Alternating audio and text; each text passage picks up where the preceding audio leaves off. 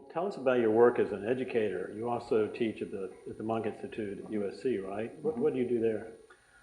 Well, the whole concept behind the Monk Institute is what we're trying to do there is we're trying to find uniquely talented individuals, young musicians. And our goal is to try to kind of help them further their vision, because we really feel like, in education, there are a lot of things that have already been covered in formal education in terms of jazz, which we think is great, But for those guys who are kind of unique, those guys who don't really fall in, a specific category, what's best for them. Some guys who come, like the guitarist who used to be in my band, his name was Loyola. He's actually a graduate of the program.